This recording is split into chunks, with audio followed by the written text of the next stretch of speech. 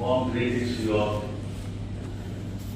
மாணிக்க செல்வன் அவர்கள் சொன்னது போல இங்கே இருக்க எங்க எல்லாருக்குமே வந்து ஒரு அருமை மெம்பர்ஸ் எல்லாருக்குமே வந்து ஒரு ஃபவுண்டேஷன் வந்து எம்ஜிஎம் காலேஜ் தான். இது நாங்கள்லாம் அவர் சொன்ன மாதிரி ஒரு லைஃப்பில் இந்த அளவுக்கு அவங்க ஒரு இதில் வந்து இம்ப்ரூவ் ஆகி வர்றதுக்கு எல்லாமே ஒரு ஃபவுண்டேஷன் வந்து எம்ஜிஎம் காலேஜ் தான். அது நிச்சயமாக மறக்க முடியாது.